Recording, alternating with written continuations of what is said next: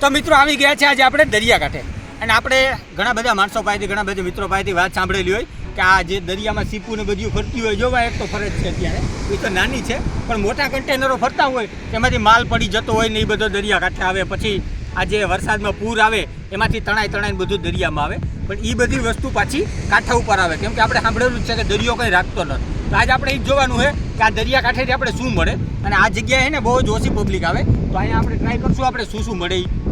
તો ચાલો તમને દરિયાકાંઠાની શેર કરાવું તે પહેલાં યાર ચેનલને સબસ્ક્રાઈબ કરી દો નીચે લાલ કલરનું સબસ્ક્રાઈબ બટન આપેલું છે લાઈક કરી દેજો અને વિડીયોને શેર કરી દેજો ચાલો આપણે જોઈએ આપણે દરિયાકાંઠે શું મળે છે ચાલો હવે આપણે જોઈએ આપણે શું મળે અહીંયા દરિયા કિનારે તો જો સૌપ્રથમ તો છે ને જે આવું બધું મળે આ કંઈક ચૂંદડી ને એવું બધું છે જે આપણે કોઈ પણ ભાઈએ પધરાવ્યું હશે ઘરમાંથી પછી ઝાડ છે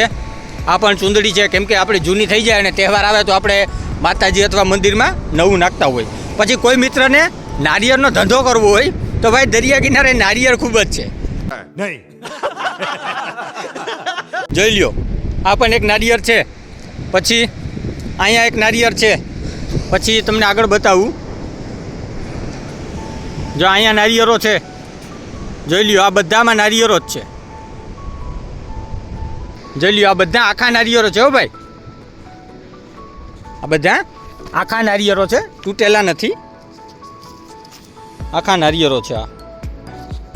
પછી બીજું શું મળે ભાઈ કોલચો છે જો કોઈ મિત્રને કોલચાનો બિઝનેસ કરવો હોય તો દરિયાકાંઠે કોલચો ખૂબ જ વધારે મળે છે આ જોઈ લ્યો કોલચો બધે કોલચો જ છે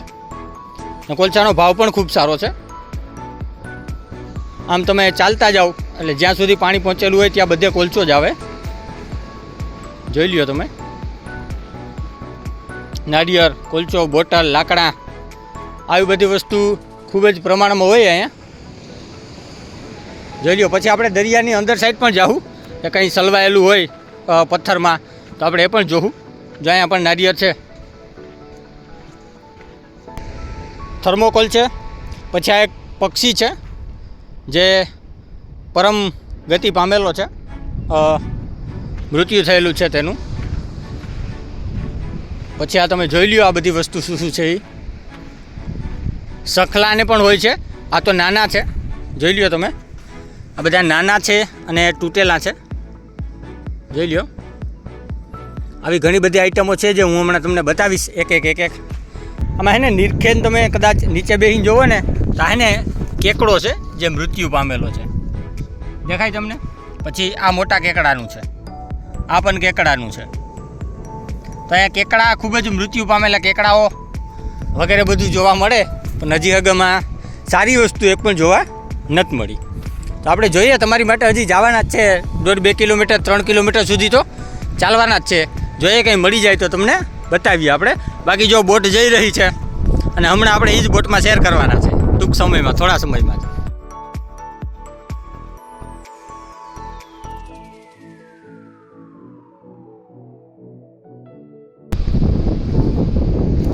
ચાલો તો કંઈક ગોતીએ તમારી માટે સારી વસ્તુ જો અહીંયા એક માછલી છે મૃત્યુ થયેલી જોઈ લ્યો જાજો સમય પણ થઈ ગયો છે આ માછલીને આવી બધી વસ્તુ હજી તો મળે ભાઈ સારી વસ્તુ એ પણ નથી મળી ભાઈ 1.5 કિલોમીટર જેવું હાલી ગયા હજી સુધી કંઈ દેખાણું નથી તમે જોઈ લ્યો જો એલા છોકરા આવ્યા કોઈક આપણા જેવા દેખાય ના આપણો દરિયા કાંઠો છે દરિયા કિનારો અને ખૂબ જ સુંદર દૃશ્ય છે ભાઈ દરિયાકાંઠાના પણ એક જ પ્રશ્ન છે કે અહીંયા બીચ નથી કેમ કે અહીંયાથી નીચે જતા ભેખડ છે એટલે આપણે નાહી ન શકીએ બાકી બેસ્ટ વ્યૂ છે આ બધો અને આ બીચ કયું છે આ બીચ છે માધવપુરથી પોરબંદરની વચ્ચે અને નામ છે નિહાણી મંદિર છે જે મોસાની બાજુમાં આવ્યું માતાજીની મંદિરના બાજુમાં આવ્યું અને ખૂબ જ સુંદર બીચ છે આ પણ ફક્ત ભેખડ છે એટલે નાહી નથી શકાતું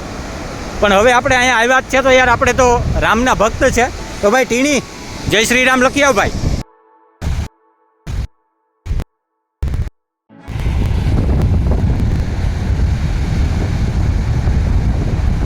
જય શ્રી રામ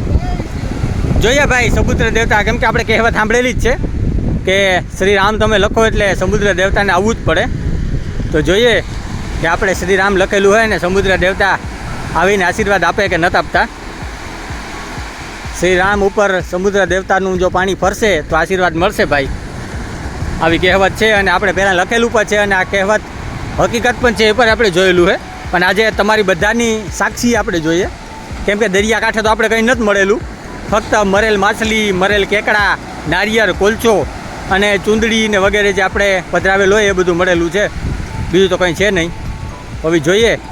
નજદીક નજદીક તો આવતા જાય સમુદ્ર દેવતા, જોઈએ અહીંયા પહોંચે કે નથી પહોંચતા. જય શ્રી રામ કોમેન્ટમાં લખી નાખજો ભાઈ બધા મિત્રો,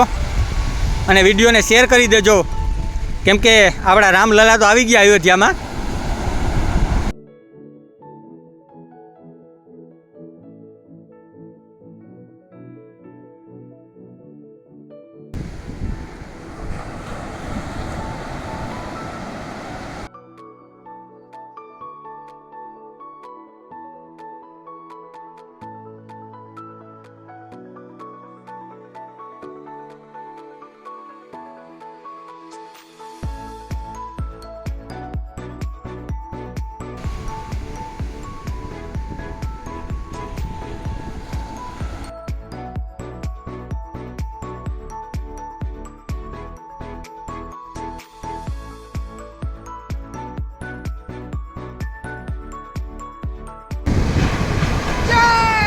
જય શ્રી રામ.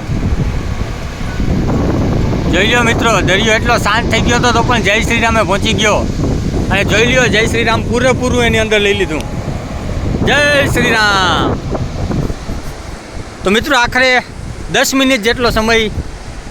ગયો છે અને જય શ્રી રામ આપણું સમુદ્ર દેવતાએ અંદર લઈ લીધું છે. અને હવે ફરીથી આપણે આપણા વિડીયોમાં નીકળી પડ્યા છે. આપણે કંઈ પણ દરિયાકાંઠે નથી મળ્યું, એ છતાં તમારી માટે કંઈક ને કંઈક એવું ગોતીએ, પણ મળતું નથી ભાઈ. નારિયેળ, કોલસો એવા બધા મળ્યા આપણે. ભેખડમાં પણ કંઈ નથી મળ્યું, તોય ભેખડમાં હાલો જોઈએ તમારી માટે ફરી એકવાર શું છે શું નથી. હા, ભેખડમાં આવ્યા ભાઈ, ભેખડમાં તો કંઈ નથી.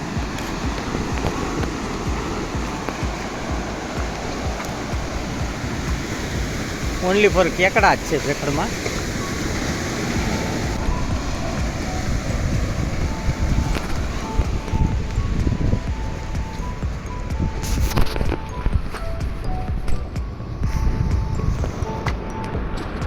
જોઈ લો ભાઈ, કાંક આ ટાપનું સખલું હોય, પછી આ મોટું થાય, પછી આપણે ખબર જ છે બધાને, આપણે લેતા જ હોય સખલાને.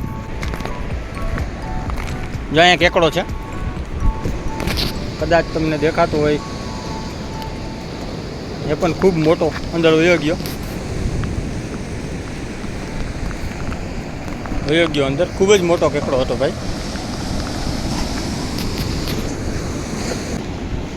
ભેખડમાં પણ કંઈ વસ્તુ નથી મળી. આ સખલા મળેલા છે, પણ આ પણ જીવિત છે, નિર્જીવ નથી. જોઈ લ્યો તમે, નકર આપણે લઈ લે. બધા જીવવાળા છે, તો આપણે જીવહાની નથી કરવાની. સમુદ્રનો જીવ છે એ, ને આપણું પર્યાવરણ છે, જેને આપણે ક્યારેય કોઈ પણ સંજોગોમાં નુકસાન નથી કરતા. તો મિત્રો, દરિયા કિનારે આપણે કંઈ નથી મળ્યું, તમને બધું બતાવી દીધું. 4 થી 5 કિલોમીટર આપણે હાલ્યા, કંઈ ન મળ્યું, એટલું ચાલ્યા. તો ચાલો, આ હતો આજનો આપણો વિડીયો. આવા જ નવા વિડીયો તમારી માટે આવશે, તો સબસ્ક્રાઈબ, લાઇક અને શેર કરી દેજો, અને બેલ આઇકન દબાવી દેજો. તો ચાલો મળીએ છીએ કંઈક નવા વિડીયોમાં. ત્યાં સુધી જય શ્રી રામ બધા ભાઈઓ.